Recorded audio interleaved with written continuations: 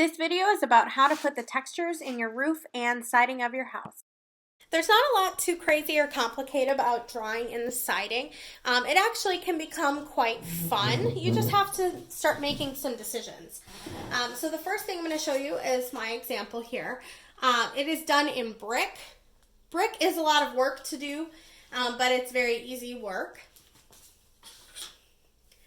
So here, the brick texture, you would measure out your horizontal lines all the way across, and remember you need to use a straight edge for this. You're going to measure them out to about 1/8 inch all the way across, and then you're going to go across and do a 1/4 inch, yes, a 1/4 inch all the way across here. So you're going to do that for the whole house. For your siding, if you're using siding, you can flip for this vertical siding, but it's going to be about a 1/4 inch for vertical siding as well. So if you've got vertical siding, it'll be a 1/4 inch all the way going across. Remember, you should measure at the top and bottom and then connect your lines all the way across. That will help keep everything symmetrical.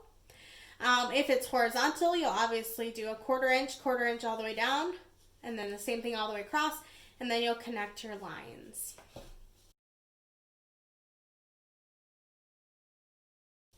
If you've got rock or stone, you're going to draw in all of these kind of organic shapes, and then typically it's slightly shaded on the inside. So if you've got some time, you can go in and lightly shade the mortar in between them. It'll help your rocks to stand out a little bit more.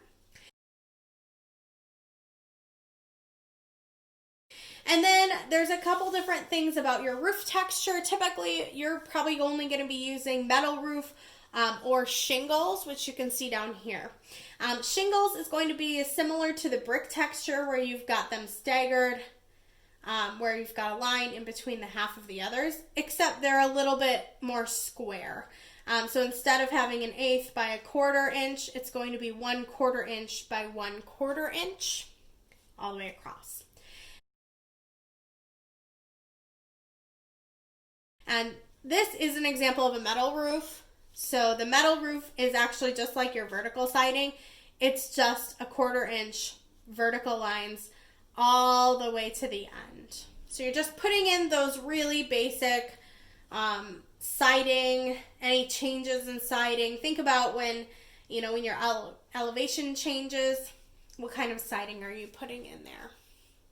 The last part of your elevations is going to be going through, checking, making sure you have all of the decorative details. So this is an example of the molding around my front door. I made sure I had this roofed area here where the door comes out. I'm putting in all of my trim and all of my windows. I have a fireplace up top. And then I have my door handles, all of that fun stuff.